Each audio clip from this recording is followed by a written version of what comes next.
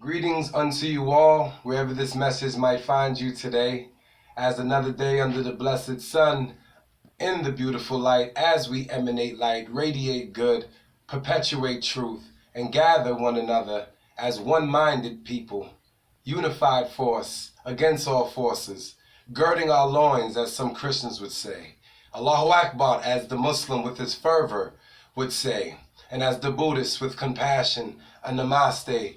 It is very fair for us all to bond in love. This is the key message. This is the key component.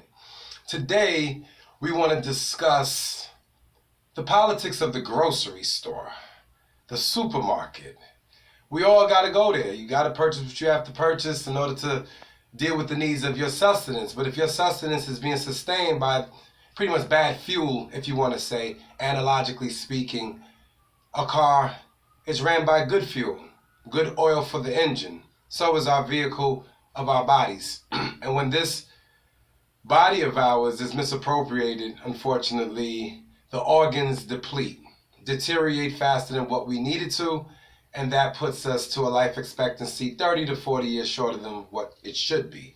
So we want to get the maximum out of our living by making smarter decisions, understanding our neighborhoods, understanding the people in our neighborhoods, what they're offering us, the quality of what they're offering us, the price at what they're offering it us to, as well as having a relationship with these people, because frankly speaking, what they have to offer is going directly into our system, so it should matter, and they should care if they're not capitalizing.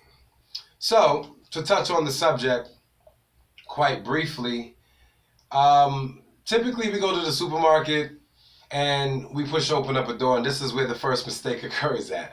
If we're pushing open doors, we need to have a glove on, we need to have some specific cloth set aside to push this door open if it's not an automatic, because what's waiting there for us is a component of hepatitis A, B, or C.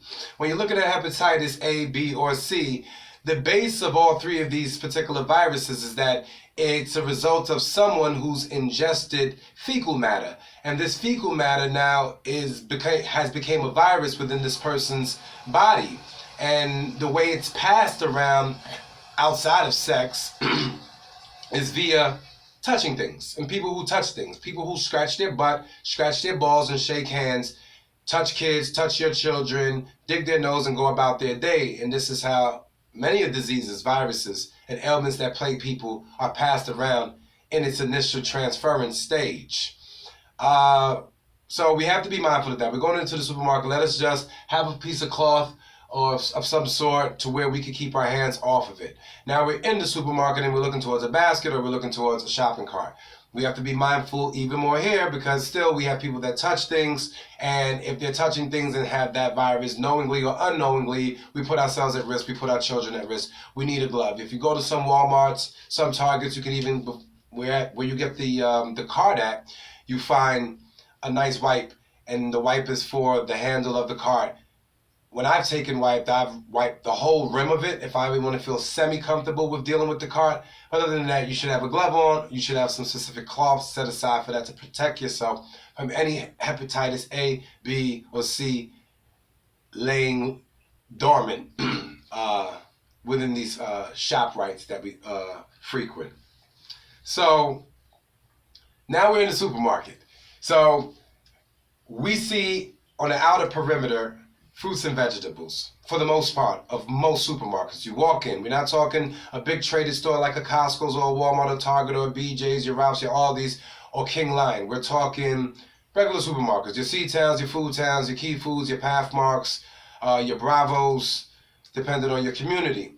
And so you will see the vegetation as well as fruit sectionals surrounding you immediately. You think, yay, it's everything I want. But the reality of it is depreciated already. You're not going to get everything you want. You're seeing everything you want. In reality, these are genetically altered fruits and vegetables, meaning if you eat it, it tastes like an apple. It has seeds like an apple, but it's not giving you the nutritional benefit of a real apple because it's been genetically modified, meaning it's been altered from its natural state, which does what? It means you work your mouth, you work your esophagus, you implant it for your stomach. Your digestive tract does its job, and the anal tract does its job. And it's overtime work that it's doing. Why? Because it's working for nothing. It's almost like fasting and not putting your intention in a proper place. We could all starve ourselves for a day and go about the evening bragging and boasting to people like, hey, I starved myself for the day, but you'll call it a fast. The reason why it's a bad thing is because that's not the way you appropriate a sacrifice. In a spiritual mind state, a sacrifice is it's blessed, it's sacred, it's renowned, and it's set aside, and it has its own fortress, so to speak, illuminated with all of the purity associated with the deed that you did. Okay? So, rewinding, we're in the supermarket, and we're seeing our beautiful fruits and vegetables. And it's depreciated, it's nutritionally debunked, spiritually bankrupt of any good. So our bodies work overtime and for nothing, literally. It's almost like fasting and giving away your blessing by treating it as something to put others down with, that they should do more, when instead it's a sacrifice, and it takes time, patience, and really the right circumstances around your life for those moments to happen to where you can gain that benefit because it's a sacrifice, and when you're not accustomed to it, it's definitely wearing on the person or the doer. So salute to everybody out there that's fasting, detoxing, and understand the methodology with it, and is also in tune with the feeling you have with yourself when you're now reliant upon all without you, when what's within you, physically speaking, in terms of food and sustenance, isn't there, or supposedly isn't enough. You're stronger than what you believe you were formerly. So don't get happy. The idea when it comes to purchasing fruits and vegetables is obviously going to a farmer's market or a natural health food store where you can find these fruits and vegetables in majority, untainted, unaltered, and you're getting an organic portion. And that's what you want, because organic is going to do your organs what it's intended to do. And it's the organs that we want to replenish. It's the cells that we want to replenish. This is what keeps us youthful. This is what keeps our bodies functioning optimally. Okay? So now we're dealing with fruits and vegetables, right?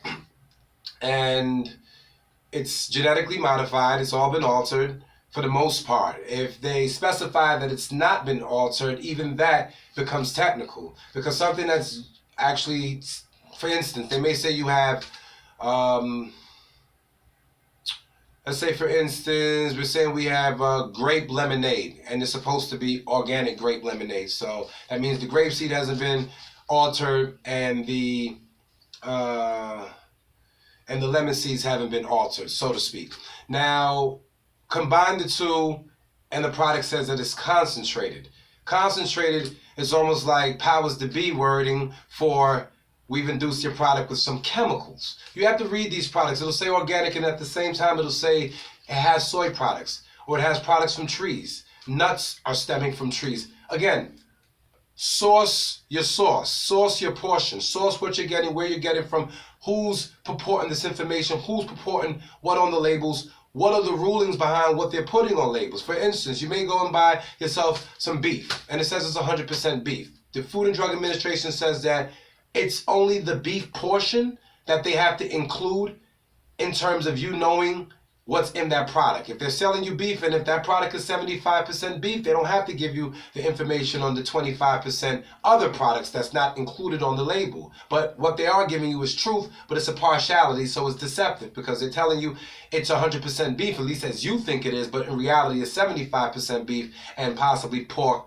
dog bones, roadkill, another such compounded combustion that's processed and made to look like feasible food for digestion, when in reality it isn't.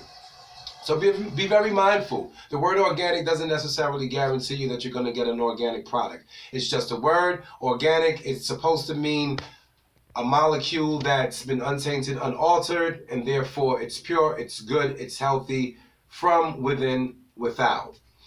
As you travel through the supermarket, you have more aisles. I wouldn't go on forever. We'll have a separate time to discuss food in depth and really calculate acids, really calculate into glucoses that are found in most food products. And again, these are food-like products. These are not the actual products.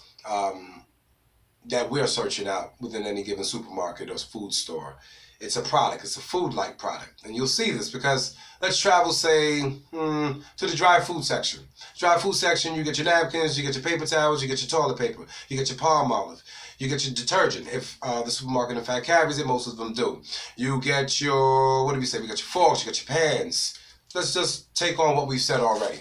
In the pans, what do you find? The pans are made out of bauxite for the most part. This particular type of metal, what does it do? When it's on the stove depreciates the metal. The metal, because of the heat, emanates chemicals. It's steam chemicals. It's very simple. You're getting steam chemicals literally that's traveling and saturating itself within whatever was cooked in that metal.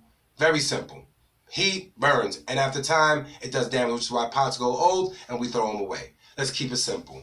Alrighty, so we're looking at paper towels. So it's a good thing, right? You need to dry your hands, you need to clean up a spill, but within those paper towels, it has suction properties, but it's also chemical laden. Look into the ingredients of your paper towels to see if you're just getting some organic piece. If that was the case, then you would be getting the same thing for baby diapers or so-called baby Pampers. The Pampers and the diapers, you go on Amazon, you go on eBay, you have your particular websites that's geared in for children, and you'll see clearly that you have organic wipes and you have the regular standard, which have a host of things you would never want on your body, much less near the private parts of your infant, child, baby, children.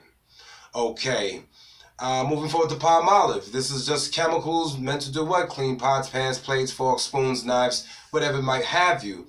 And this Palmolive, same thing. What goes on your skin goes in your skin. If it's chemical laden and it's on your skin, it goes in your skin. Therefore, you create a hemisphere within your system that's toxic. And what happens due to the toxicity is that you have, sadly, reactions, whether it's bumps, whether it's itching, whether it's hair lossage, a multitude of things, just depending on what specific chemicals are in the product and what it's geared to do in terms of damaging your body. And our body shouldn't have any chemicals in it. If it was meant, it would be there, or we would source it in nature unbothered.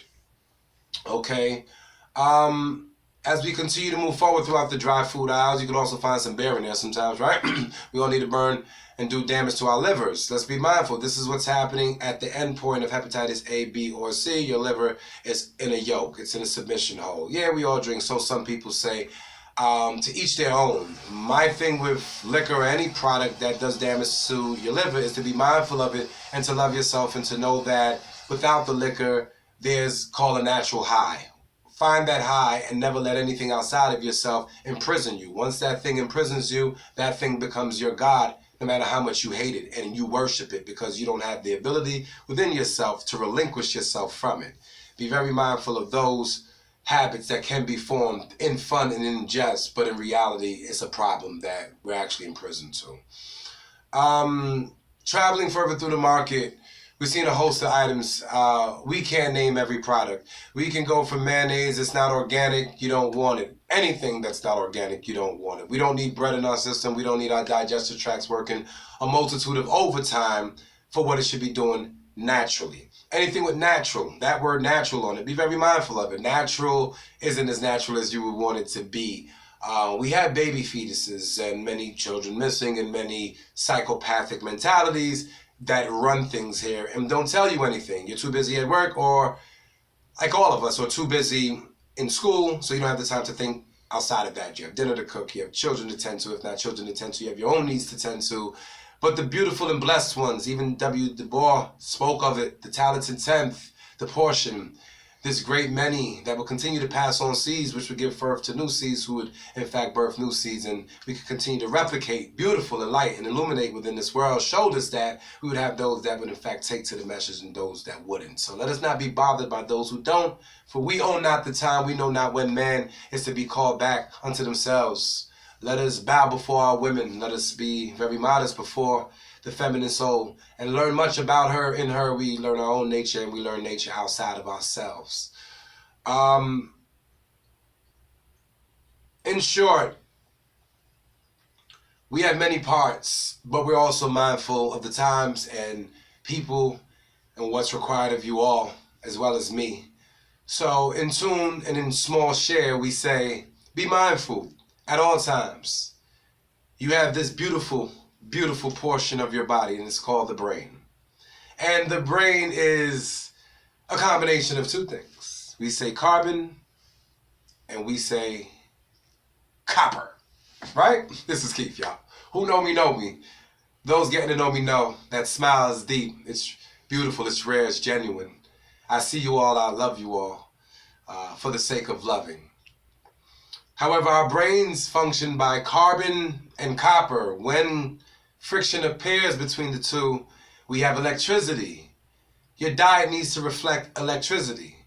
You're elemental, so we need to look into foods that are high in elemental properties and combine that with our cells, thereby having the most alkaline, optimal, immune to all nonsense lifestyle ever. Your diet literally trends in what you do, how you think, how your poop smells, how he's going down on you, and how she's going down on you. If it ain't right, and he ain't getting there, she ain't getting there, you know why, because you playing around in the market and you was in aisle 3, 4, 5, and 6, and we can't do those aisles. It don't carry much, but you want processed pasta? You want processed linguine? We got all kind of processed. You want ragu? You like Godfather 1, 2, and 3, I see, so we'll offer you pasta process. Right there, you can have the big old belly like them. That's not healthy. All spiritual people should have a slender frame. I brag nor do I boast. For with a big frame and a beautiful heart, you're still slender in the world we live in. Let us be modest. This is Keith. This is for today. This is my love to you all. Be blessed. Stay strong. Use your mind before everything. It's not about the power. It's about the power that dictates to you. That's the power found in seeds that actually delivers us to light. And it's a reality that you choose.